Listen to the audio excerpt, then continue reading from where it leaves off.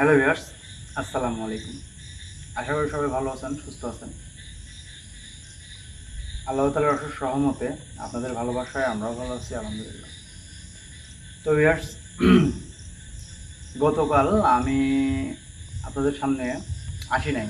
তার কারণ হচ্ছে আমার গুপ্তভাবে আমি শুধু দাদা হুজুর এবং দাদা হুজুরের বন্ধু না, আমি আরও অনেক দূর পর্যন্ত একটা বৈঠকে বসছিলাম।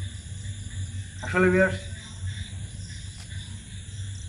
আমরা মানে কি দিয়ে বোঝাবো বিষয়টা হচ্ছে, আমি যদি আমার টাকা দিয়ে বোঝাই, আমার পকেটে যদি 1,000 টাকা থাকে আর আমি যদি বাইরে বের হয়ে বা রাস্তায় বের হয়ে যদি আমি কোনো বন্ধু বান্ধবকে 5,000 টাকার গল্প বলি, তাহলে পরবর্তীতে যদি সেই বন্ধুটা জানতে পারে যে আমার পকেটে 1,000 টাকা আছে, তাহলে মান সম্মান আর ক্ষমতা কোনটা থাকলো?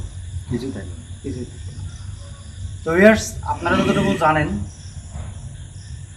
আমি যতটুকু আপনাদের জানাই বা দেখাই, অতটুকুই আপনারা জানেন বা বোঝেন। তো বিষয়টা হচ্ছে, রাতের অন্ধকারে এবং গুপ্তভাবে আমার হাত কত দূর যায় এবং আমি কত দূর পর্যন্ত পৌঁছাইতে পারি এই অলৌকিক শক্তির জায়গায়, সেটা একমাত্র আমি জানি, আল্লাহ তাআলা জানে।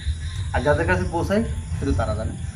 তো তাই ভিউয়ার্স, এই গুপ্ত কথাটা আমি আপনাদের না বলি। তো যাই হোক, গত রাত্রে আমি অনেক রাত পর্যন্ত সেই গোপন একটা বৈঠক করি, যে বৈঠকে ছিল সমগ্র জিন জাতির, সাধারণ অর্থে বোঝাচ্ছি যে সমগ্র জিন জাতির একটা ক্ষমতা যেন সব কিছু সমাধানে আসে। তো এতদূর পর্যন্ত আমি পৌঁছেছি। যাই হোক, পৌঁছানোর পরে তারপরেও সিদ্ধান্তে আমি আসতে পারিনি। আর সব থেকে বড় কথা হচ্ছে ভিউয়ার্স, মানে আপনাদের যে কথা বলার জন্য আমি আজকে প্রোগ্রামে আসলাম, যে সব মিলায়া বিষয়টা এমন পর্যায়ে চলে গেছে যে সেখানে আমি প্রথম পর্যায়ে রাগান্বিত হয়েছিলাম যে আগে কেন বলেনি বা নিজে ইচ্ছে দিতে চাইলো এবং তার জন্য দৌড়াচ্ছি, সেই এই কথা বললো।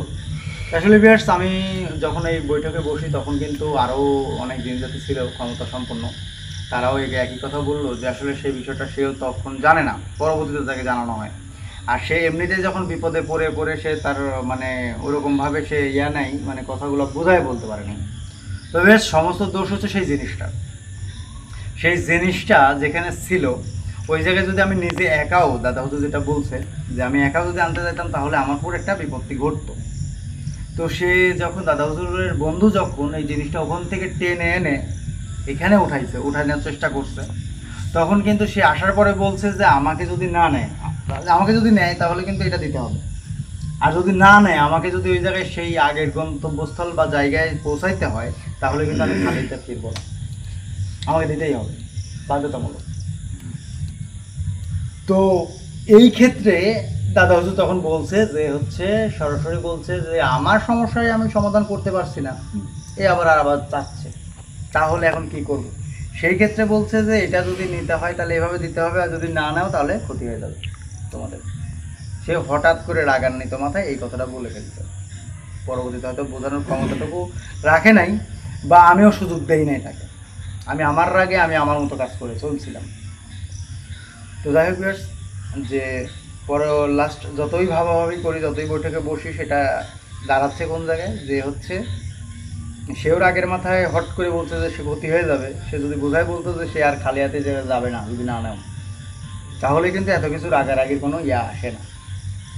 তো যাই হোক, যা করছি এটা আমি মনে করছি যে হচ্ছে আমিও সঠিক, সেও সঠিক, সব যার যার জায়গায় থেকে সবাই সঠিক। তো ভিউয়ার্স, আমি যেহেতু আপনাদের ভালোবেসে আমি বলছিলাম যে আপনারা সবাই নাম দেন, যে কার ভাগে কি লেখা থাকে। আসলে সবাই কিন্তু একটা কথা কি ভিউয়ার্স, এখনকার যে সময়, আগের সেই দিন নাই যে না খেয়ে মরে যাচ্ছে, খাইতে পাচ্ছে না, কচু খাচ্ছে, এই শুধু মাছ ঘাটি করে খাচ্ছে, চাল নাই কিনার, সেই দিনটা কিন্তু আর নাই। অর্থাৎ অভাব অনটন, যে দুর্ভিক্ষটা গেছে অনেক আগে, অভাব নেই। এই দুর্ভিক্ষটা কিন্তু আর নাই। এখন কিন্তু যত গরিবই মানুষ হোক, তারপরেও কিন্তু 3 বেলা 3 মুঠো খাইতে পারতেছে না, না খেয়ে আর থাকতেছে না। তো বিয়ার সেই ক্ষেত্রে বলতেছি যে বিষয়টা হচ্ছে যে টাকার লোভ আসলে কান্না নেই। টাকার লোভ বলতে কি, সব মিলাইয়াও কিন্তু পুরুষ কখনো নিজের জন্য বাঁচে না। না। পুরুষ নিজের জন্য বা নিজের মতো বাঁচে কখন? 17, 18, 20 বছর পর্যন্ত, অর্থাৎ বাবার থেকে হাত খরচ নিয়ে চলা পর্যন্তই। তারপরে যখন পরিবারের সাথে সংযুক্ত হয় বা বিয়ে শাদী করে, একটা সংসারের হাল ধরে, তখন কিন্তু সে আর নিজের জন্য বাঁচে না। না। জামা কাপড় এটা নিত্য প্রয়োজনীয় ব্যবহারের জিনিস কিনতে হয়, তাই কিনে। নয়তো দেখবেন যে পরিবারে কী দিচ্ছে আর নিজে কী করতেছে, এটা কিন্তু বাস্তব। যত কোটিপতি হোক, প্রত্যেকটা পুরুষই একই রকম, তার পরিবারের জন্য ভিআইপি জিনিস দেয়, অথচ সে নিজে পরে ছিঁড়ে জানাবে বা একটা নর্মাল কম দামি পড়লেই চলে, মানুষ সমাজে ওটা লাগে, পড়াই লাগবে, এই হিসাবে। তো সেই ক্ষেত্রে বলতেছি ভিউয়ার্স যে লোভ না, লোভে পাপে মৃত্যু সেটা তো জানি, কিন্তু লোভ কোনটা? লোভের কারণে যদি কোনো কাউকে ক্ষতি করে বসি, বা হয়তো লোভের কারণে আমি অনেক উচ্চ সিঁড়িতে পার হবে এই হিসাব করে আরেকজনের ক্ষতি করি লোভের কারণে, তখন বা হয়ে যাবে হচ্ছে এটা লোভে পাপে মৃত্যু। তা আপনারা যেটা মানে অর্থাৎ হুজুর যেটা বলছে যে আমরা লোভ করছি বিধায় তো বিপদে পড়ছি, আসলে সে তো সেই সমস্ত বোঝাতে পারে নাই। তো গত রাত্রে অনেক কান্নাকাটি করে বোঝালো আমাকে, এবং অনেক আরও জিন জাতি ছিল সমগ্র অনেক, তো তারাও বোঝাইলো।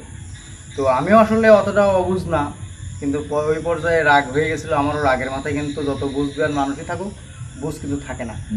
এক কথায় চোর পালালে বুদ্ধি বাড়ে, বুদ্ধি কিন্তু চোর যখন থাকা অবস্থায় থাকে না। তো দুর্ঘটনার সময় আসলেই মানুষের মাথা কাজ করে না। তো রাগান্বিত অবস্থায় আমার মাথাও কাজ করে নাই, কিন্তু পরবর্তীতে ভেবে চিন্তে দেখলাম যে বিষয়টা হচ্ছে আমাদের বলছে যে আমরা লোভ করছি বিধায় এই ঘটনাটা ঘটছে। সে কিন্তু বলে নাই যে সে কিন্তু খালি হাতে ফিরবে না তোমরা না নিলেও, এই কথাটা বললেই কিন্তু শেষ হয়ে যেত এই জায়গায়। এটা কিন্তু সে বলতে পারে নাই, সে বলছে কি তোমরা লোভ করছো দেখে তো এইগুলা হয়েছে রাগের মাথায়। তো আসলে এটা লোভ না, আমার দিক থেকে আমি বলতে চাই যে বললাম না, যার যার দিক থেকে আমরা সবাই সঠিক, শুধু মাঝখান থেকে রাগটা হয়ে গেছিলো অতিরিক্ত সবারই, হঠাৎ করে এরকম একটা দুর্ঘটনা, চাপ সৃষ্টি। তো এই লোভের কথা বলতেছি, যেটা যে আপনারা লোভ করে কিন্তু নাম দেননি, আমি নাম দিতে বলছি আপনারা নাম দিচ্ছেন, এটা পাইলে কি হবে? হয়তো গরিব মানুষের কিছু সাহায্য করলেন, কিছু নিজের ছেলে মেয়ে বা ইয়াতে ভালো থাকুক, নিজের পরিবার ভালো থাকুক, সবাই কিন্তু এই চিন্তাই করছেন। এটা লোভ তো কিছু না। আপনি রাজত্ব করবেন, আপনি ওইটা করবেন, এটা কিন্তু ভাবেন নাই। আপনি ভাবছেন আপনার পরিবার ভালো থাকবে, 2-4টা গরিব মানুষ যদি দেই তারা ভালো থাকলো, ইতিমখানায় দিলাম, মসজিদে দিলাম, এইসব চিন্তা করেই কিন্তু আপনারা সবাই নাম দিচ্ছেন, এবং আমাদেরও নাম দেওয়া কিন্তু এই হিসাব করেই। তো যাই হোক ভিউয়ার্স, আমি যেহেতু আপনাদের বিপদে ফেলাইছি, এক কথায় ডাইরেক্ট আমি ডাকছি, ভালোবেসে আমি ডাকছি এবং আমি বিপদে ফেলাইছি। তো বর্তমান ইয়াতে দেখা যাচ্ছে যে এই সমস্যার সমাধান না করলে বিশাল একটা ক্ষতি হয়ে যেতে পারে।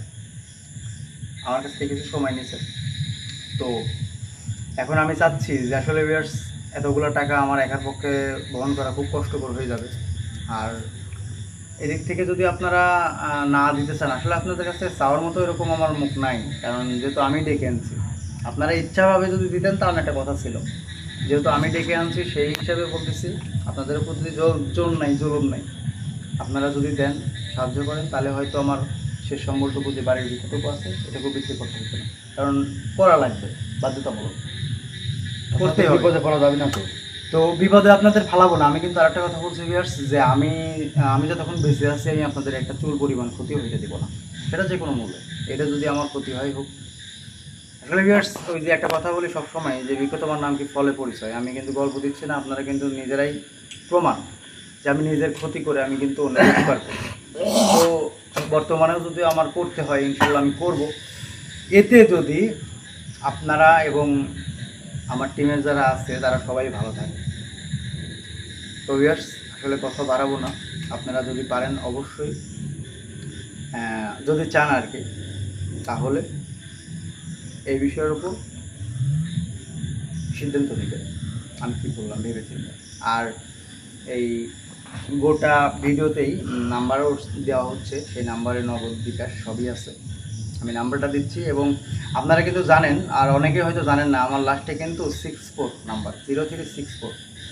এই ব্যতীত অন্য যে কোনো নাম্বার থেকে যদি কোনো রকম ফোন আসে বা কথা বলতে চেষ্টা করে, আকাশ সেজে বা আমার সুরজ ভাই কিংবা আমাদের মুরাদ ভাই আছে, এরাও যদি কথা বলার চেষ্টা করে, কিন্তু নাম্বারটা দেখবেন যে লাস্টে 0364 আছে কিনা। এই নাম্বার ছাড়া কিন্তু আমার কোনো নাম্বার নাই। আমার এই একটাই সিম এবং 7-8 বছর ধরে এই একটা নাম্বারই আছে। তো এই নাম্বারটাই আপনাদের ডিসপ্লের উপর দেওয়া হলো, এই ভিডিওটা এডিট করা, তো এই জন্য আমি সুন্দর করে দিয়ে দিলাম। আপনারা যদি মনে করেন যে না আকাশ ভাই সঠিক কথা বলছে বা দাদা হুজুররা সঠিক রাস্তায় চলছে, আসলে রাগের মাথায় কিন্তু অনেক কিছুই করা সম্ভব, অনেক কিছুই বলা সম্ভব, হয়তো তো বুঝতে গেলে কিন্তু অনেক কিছু এই বুঝজ্ঞান হিসাব করেই যা মানে যে দোষ করছে আপনারা যদি একটু আগে আসেন তাহলে হয়তো আমার পক্ষে একটু ভালো হবে, উপকার হবে, জুলুম হবে না আর কি। কিন্তু একটা কথাই মাথায় রাখবেন যে এই বিপদ থেকে উদ্ধার হইতেই হবে যে কোনোভাবে, যত বাধাই আসুক আমার উদ্ধার হইতেই হবে। কারণ আমার সারা জীবনের যে সম্মান, যে একটা আদর্শ তৈরি করছি বা গড়ে তুলছি, সেটা আমার নষ্ট হয়ে যাচ্ছে শুধুমাত্র এই একটা কাজের জন্য। আপনারা 300-400 লোক, প্রতিটি মানুষই কিন্তু মানে ক্ষতি শিকার যদি হন তাহলে আমাকে মুখ দেখানোর মতো পরিচিতি থাকবে না, আত্মহত্যা ছাড়া আমি কিন্তু বাঁচতে পারবো না। আপনাদের কাছে অবশ্যই মাপ চাচ্ছি, বিষয়টা আমিও বুঝতে পারিনি যে এরকমটা পর্যায়ে যাবে বা এরকম হবে। পরবর্তীতে কী হয় না হয় বা কী করতে চাচ্ছেন আপনারা অবশ্যই কমেন্ট বক্সে জানাবেন। আর ভিউয়ার্স, এই নামগুলো আমি ওই যে বললাম না, আপনাদের কাছে চাওয়ার মতো আমার মুখ নাই। আপনারা কিন্তু জানেন যে কারা কারা নাম দিচ্ছেন, একটি নামও কিন্তু বাদ করেনি। আপনারা যারা যারা কমেন্ট বক্সে নাম দিচ্ছেন প্রত্যেকটা নামই কিন্তু লেখা হয়েছে। একজন ফোন ধরে নাম বলছে কমেন্ট ধরে, আর একজন খাতা নিয়ে বসে লিখছি। আর যারা ইমো হোয়াটসঅ্যাপে পার্সোনালভাবে নাম দিচ্ছেন তাদের নামও কিন্তু দেওয়া হয়েছে। তো ভিউয়ার্স, আপনারা জানেন আমি উল্লেখ করে বলবো না বা খাতা দেখেও বলবো না যে এর নাম আছে, এই নাম আছে, এই নাম আছে, দিল না কেন। আমি কিচ্ছু জোর করবো না, আমি নাম্বার দিয়ে দিচ্ছি। আপনারা যারা নাম দিয়েছেন অবশ্যই আপনারা ভেবে চিনতে বা কোনটা করলে ভালো হয় সেই কাজটা করবেন। সবাই ভালো থাকবেন, সুস্থ থাকবেন। আসসালামু আলাইকুম।